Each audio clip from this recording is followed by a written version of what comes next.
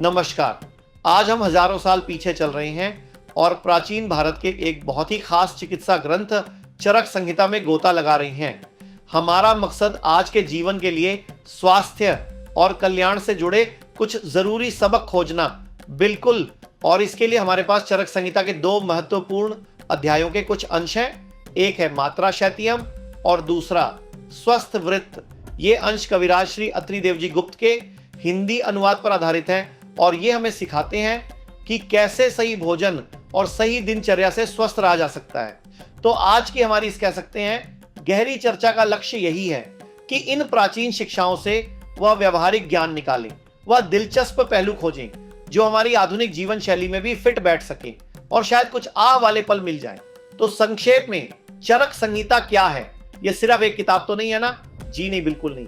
यह आयुर्वेद के 3 प्रमुख स्तंभों बृहत्रय में से एक है। माना जाता है कि इसका ज्ञान महर्षि अग्निवेश ने अपने गुरु पुनर्वसु आत्रेय से पाया, फिर इसे आचार्य चरक ने प्रति संस्कृत किया और बाद में दृढ़बल ने से पूरा किया। इसके ना आप कह सकते हैं 2 मुख्य उद्देश्य हैं। पहला, जो स्वस्थ है उनके स्वास्थ्य की रक्षा करना, मतलब स्वस्थस्य स्वास्थ्य रक्षणम, और दूसरा जो रोगी हैं उनके रोगों का निवारण करना, आतुरस्य विकार प्रशमनम च। तो ये सिर्फ चिकित्सा नहीं है बल्कि जीवन जीने का एक पूरा दर्शन है, हमारी संस्कृति का एक बहुत अहम हिस्सा। चलिए तो इस दर्शन को समझने की शुरुआत करते हैं पहले अध्याय से। मात्रा शीतियम, नाम में ही देखिए मात्रा यानी क्वांटिटी। तो क्या यह सिर्फ कम खाने की बात करता है? नहीं। देखिए, मात्रा शब्द यहां सिर्फ क्वांटिटी तक सीमित नहीं है, इसका गहरा मतलब है सही मात्रा या उचित मात्रा, मतलब प्रॉपर मेजर। मात्राष्टयम का सार यही है, भोजन की वो उचित मात्रा जानना और उसका सेवन करना जो हमारे शरीर और स्वास्थ्य के लिए सबसे अच्छी हो, अनुकूल हो। चरक संहिता इस पर बहुत जोर देती है कि भोजन कितना भी पौष्टिक क्यों ना हो, अगर सही मात्रा में नहीं खाया गया तो वह फायदे की जगह नुकसान कर सकता है। तो फिर यह सही मात्रा तय कैसे होगी? क्या कोई वजन या कैलोरी का हिसाब बताया गया है? आजकल तो हम इन्हीं चीजों में उलझे रहते हैं। यही चरक संहिता का नजरिया आधुनिक तरीकों से अलग है और ज्यादा व्यक्तिगत भी। यह कैलोरी या वजन पर आधारित नहीं है बल्कि व्यक्ति की जठराग्नि मतलब पाचन शक्ति पर आधारित है। जठराग्नि को आप पेट की वह आग समझ सकती हैं जो भोजन को पचाकर ऊर्जा और पोषण में बदलती है, और हर व्यक्ति की अग्नि अलग होती है, किसी की तेज, किसी की धीमी, किसी की विषम। तो मतलब ये हुआ कि मेरे लिए जो सही मात्रा है वह शायद किसी और के लिए कम या ज्यादा हो सकती है। एकदम सही। चरक संहिता में कहा गया है मात्राशी सर्वकालम स्यात् मात्रा ही अग्नि प्रवर्तनी, मतलब हमेशा मात्रा में भोजन करना चाहिए। क्यों? क्योंकि मात्रा ही अग्नि को प्रवृत्त करती है, उसे सही रखती है। और सही मात्रा क्या है? तो संहिता कहती है यावध्यस अम अशित मनोपहत्य प्रकृतिम यथा कालम जरांगच्छति तावद्यस्य मात्रा प्रमाणम वेदितव्यम भवति। आसान शब्दों में कहें तो भोजन की वो मात्रा जो शरीर की प्रकृति मतलब वात पित्त कफ का जो संतुलन है उसे बिगाड़े बिना सही समय पर आसानी से पच जाए, हाँ, वही उस व्यक्ति के लिए उचित मात्रा मानी जाएगी। ये तो बहुत सहज ज्ञान जैसा लगता है, मतलब उतना खाओ जितना पचा सको, लेकिन इसे समझना आजकल इतना आसान भी नहीं होता और भोजन के प्रकार का भी इसमें जरूर कोई रोल होगा, है ना? हाँ, निश्चित रूप से चरक संहिता भोजन को मुख्य रूप से 2 गुणों के आधार पर देखती है। एक गुरु यानी भारी और दूसरा लघु यानी हल्का। और यह वर्गीकरण कैलोरी पर नहीं है, जैसा मैंने पहले कहा। यह इस पर आधारित है कि भोजन पचने में कितना समय लेता है और शरीर पर कितना बोझ डालता है। हाँ, श्रुत में उदाहरण भी दिए हैं, जैसे शाली चावल, मूंग दाल और कुछ जंगली जानवरों का मांस जैसे तीतर या खरगोश। ये लघु यानी हल्के माने गए हैं, लेकिन यह भी कहा गया है कि यह हल्के पदार्थ भी अगर पेट भरकर या जरूरत से ज्यादा खा लिए जाएं तो भारी हो जाते हैं और नुकसान कर सकते हैं। बिल्कुल मात्रा का सिद्धांत हल्के भोजन पर भी उतना ही लागू होता है। वहीं दूसरी ओर गुरु यानी भारी आहार हैं, जैसे पिट्ठी से बनी चीजें मतलब पिसे अनाज या दाल से बने व्यंजन, खीर, गुड़ या उससे बनी मिठाइयां, तिल, उड़द दाल और अनुपदेशों यानी जलीय क्षेत्रों के प्राणियों का मांस। चरक संहिता साफ कहती है कि भारी चीजें अगर खानी भी हो तो त्रिभाग हित्यम या अर्ध सौहित्यम, मतलब पेट की क्षमता का बस 1/3 या आधा ही खाना चाहिए, पूरी तृप्ति तक नहीं। इसका मतलब यह हुआ कि हमें ना सिर्फ अपनी भूख देखनी है बल्कि अपनी पाचन शक्ति को भी समझना है, और साथ ही भोजन भारी है या हल्का ये भी ध्यान रखना होगा। ये तो काफी बारीकी से शरीर को समझने की बात है। हाँ बिल्कुल, ये अपने शरीर के संकेतों को सुनने और समझने का अभ्यास है। आयुर्वेद का मानना है कि जब हम अपनी अग्नि के अनुसार सही मात्रा में और सही गुण वाला भोजन करते हैं तो उससे उत्तम रस बनता है, और वही रस आगे चलकर स्वस्थ रक्त, मांस, मेद, अस्थि, मज्जा और शुक्र इन 7 धातुओं का निर्माण करता है। अगर मात्रा गलत हो या भोजन गलत हो तो आम बनता है, मतलब अधपचे विषैले पदार्थ, और यही रोगों का मूल कारण माने जाते हैं। अच्छा भोजन करने के कुछ और नियम भी बताए गए हैं, जैसे भोजन के ठीक बाद भारी चीजें नहीं खानी चाहिए और कुछ चीजों का लगातार बहुत ज्यादा सेवन नहीं करना चाहिए, जैसे वूर, सूखा मांस, सूखी सब्जियां, कमलकंद, कमलनाल और दही, इन्हें भारी माना गया है। जी, यह नियम पाचन तंत्र को सही ढंग से चलाने के लिए है। भोजन के बाद भारी चीजें खाने से या लगातार गरिष्ठ मतलब भारी भोजन करने से जठराग्नि मंद पड़ जाती है, धीमी हो जाती है, पाचन बिगड़ता है और शरीर में भारीपन, आलस्य और कफ दोष बढ़ सकता है। दही देखिए वैसे तो गुणकारी है, पर रात में या रोजाना बहुत ज्यादा खाना आयुर्वेद में अक्सर मना किया जाता है, क्योंकि इसे अभिसंधि माना गया है, मतलब जो शरीर के चैनल्स को ब्लॉक कर सकता है। लेकिन फिर रोज क्या खाएं? स्रोत में रोजाना सेवन के लिए कुछ चीजों की सिफारिश भी है।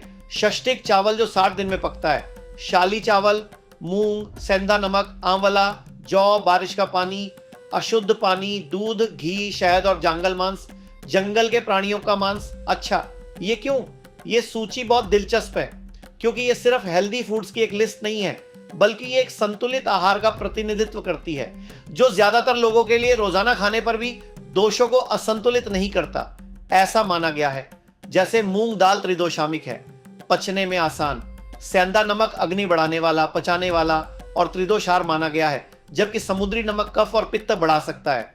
आंवला तो रसायन है, मतलब शरीर को नया जीवन देने वाला विटामिन सी का स्रोत है, और त्रिदोष नाशक, जो हल्का है, रूखा है, कफ कम करता है। दूध और घी ओजस यानी जीवन शक्ति बढ़ाने वाले और वात पित्त को शांत करने वाले हैं। शहद को योगवही कहते हैं, मतलब यह दूसरे पदार्थों के गुणों को बढ़ाता है और खुद भी कफ नाशक है। हाँ, पर गर्म करने पर विषैला हो जाता है, यह ध्यान रखना चाहिए। और जांगल मांस को हल्का और पौष्टिक माना गया है, तो यह पूरा संयोजन पोषण, पाचन और दोष संतुलन का एक बेहतरीन उदाहरण है। तो मात्रा शितियम हमें सिखाता है कि क्या खाएं, कितना खाएं और क्यों खाएं। यह सिर्फ पेट भरने का विज्ञान नहीं है, बल्कि शरीर को सही ईंधन देने का विज्ञान है, अपनी पाचन अग्नि को सम्मान देने का तरीका है।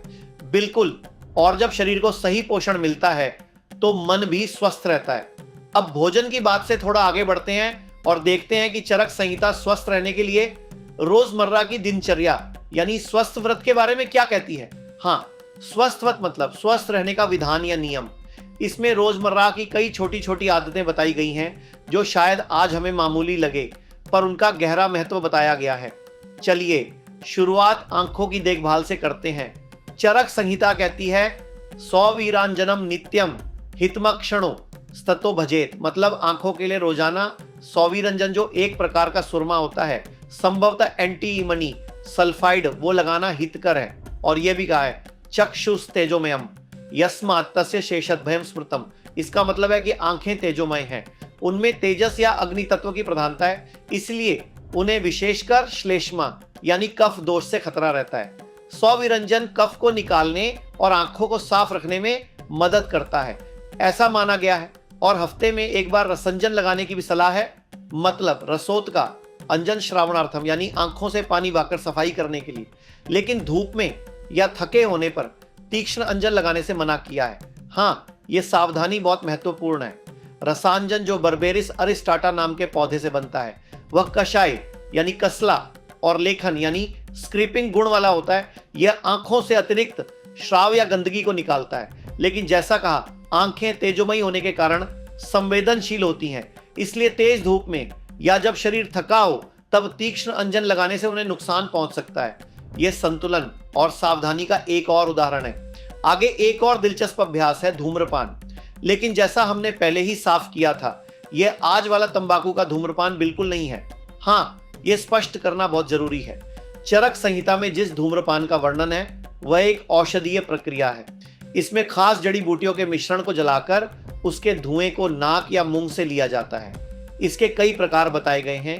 प्रायोगिक जो नियमित स्वास्थ्य के लिए है, स्नेहन जो वात कम करने के लिए है, और वरेचनिक जो कफ निकालने के लिए है। और इसके फायदे भी काफी गिनाए गए हैं, जैसे सिर का भारीपन, सिर दर्द, आधा सीसी, कान नाक, आंखों के रोग, कफ, खांसी, हिचकी, दमा, गले के रोग, दांतों की कमजोरी और यहाँ तक कि तंद्रा मतलब ऊंघाई, ज्यादा नींद आना और मानसिक तनाव में भी राहत।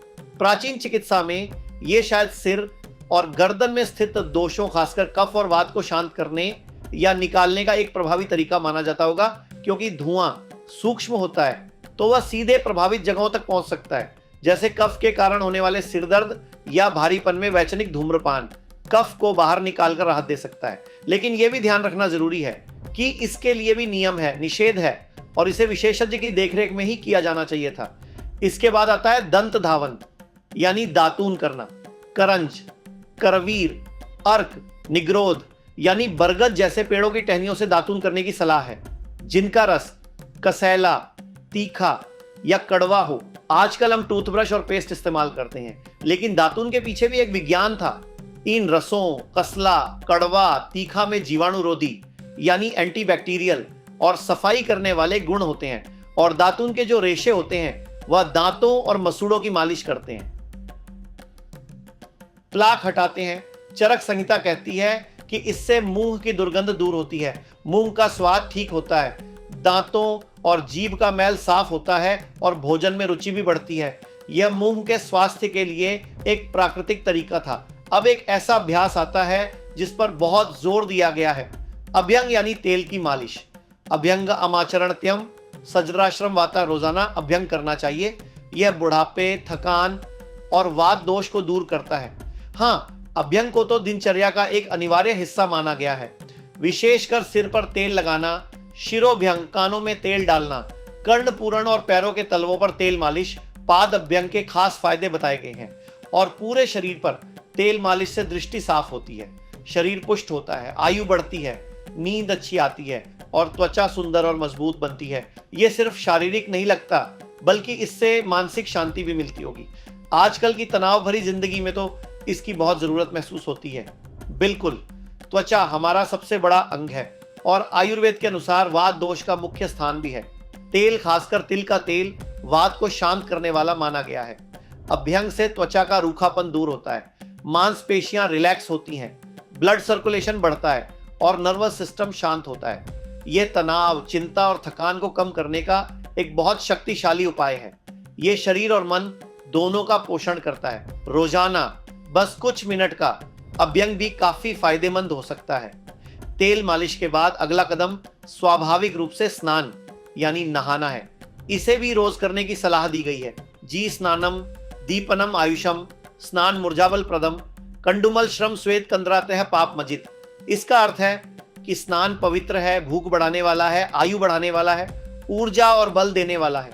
यह खुजली, मैल, थकान, पसीना, ऊंघाई, प्यास, जलन और पाप को दूर करता है। पाप को दूर करना यह दिलचस्प है। हाँ, यहाँ पाप का अर्थ शायद शारीरिक और मानसिक अशुद्धियों से है। स्नान सिर्फ शारीरिक सफाई नहीं है, ये एक तरह से ऊर्जा की शुद्धि मतलब एनर्जेटिक क्लींजिंग भी है। गर्म पानी से स्नान वात और कफ को शांत करता है, जबकि ठंडे पानी से स्नान पित्त को, ये इंद्रियों को ताजगी देता है और मन को प्रसन्न करता है। और दिनचर्या के आखिर में सद यानी अच्छे आचरण के हिस्से के तौर पर साफ कपड़े पहनना, सुगंधित लेप या इत्र लगाना और रत्न या आभूषण पहनने का भी जिक्र है। हाँ, निर्मल अम्लान वासायातना रक्तम में वासो भजेत यानी साफ और बिना सिकुद्दन वाले कपड़े पहने। बहुत ज्यादा लाल रंग के या पुराने कपड़े ना पहने। सुगंध लगाना, जिसे अनुलेपन कहा गया है, और माला पहनना, श्रगवी भी दिनचर्या का हिस्सा बताया गया है। आभूषण धारण करना भी शुभ माना गया है। क्या इसका सिर्फ सामाजिक महत्व था या दिखावे का, या स्वास्थ्य से भी कोई जुड़ाव है इसका? यह सिर्फ बाहरी रूप सज्जा नहीं है, यह आत्मसम्मान से जुड़ा है, प्रसन्नता से जुड़ा है, सकारात्मक ऊर्जा से जुड़ा है। कहा गया है सौमन्यस जननम, मतलब यह मन को प्रसन्न करने वाला है, और अलक्ष्मीग्नम, यह दरिद्रता या दुर्भाग्य को दूर करने वाला माना गया है।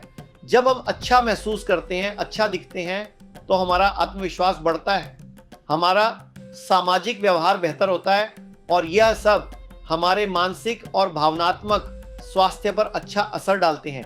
ये पूरी तरह से कल्याण का हिस्सा है। तो अगर हम आज की इस पूरी चर्चा का सार निकालें तो चरक संहिता हमें हजारों साल पहले ही एक बहुत ही संतुलित और कह सकते हैं समग्र जीवन शैली का नक्शा दे रही थी। मात्रा शितियम हमें सिखाता है कि अपने शरीर की सुने, अपने पाचन शक्ति को समझें और भोजन को दवा की तरह सही मात्रा में लें। और स्वस्थ व्रत हमें बताता है कि रोजमर्रा की छोटी छोटी आदतें जैसे आंखों की देखभाल से लेकर औषधीय, धूम्रपान, दातुन, तेल मालिश, स्नान और यहाँ तक कि हमारे कपड़े पहनने का तरीका भी, ये सब हमारे शारीरिक और मानसिक स्वास्थ्य की नींव रखती हैं। ये हमें अनुशासन और अपनी देखभाल का महत्व बताता है और ये सिद्धांत आज भी कितने प्रासंगिक लगते हैं ना, खासकर जब हम आधुनिक जीवन शैली से जुड़ी बीमारियों को देखते हैं। मोटापा, मधुमेह, हृदय रोग, तनाव, ऑटोइम्यून समस्याएं। बिल्कुल, आज हम जिस होलिस्टिक हेल्थ या लाइफस्टाइल मेडिसिन की बात करते हैं उसकी जड़ें चरक संहिता जैसे प्राचीन ग्रंथों में बहुत गहरी हैं। ये हमें याद दिलाता है कि स्वास्थ्य केवल बीमारी का न होना नहीं है, बल्कि शरीर, इंद्रियों, मन और आत्मा का एक सामंजस्यपूर्ण संतुलन है। आयुर्वेद में स्वास्थ्य की एक बहुत प्रसिद्ध परिभाषा है, सुश्रुत संहिता से समोष, सम अग्निश सम धातु मलक्रिय प्रसन्नात्मेंद्रिय मन स्वस्थत्य धीयते चरक संहिता का ज्ञान हमें प्रकृति के साथ तालमेल बिठाकर अपनी व्यक्तिगत प्रकृति को समझकर और रोजमर्रा के जीवन में छोटे छोटे सही बदलाव करके इस संतुलन को पाने का रास्ता दिखाता है।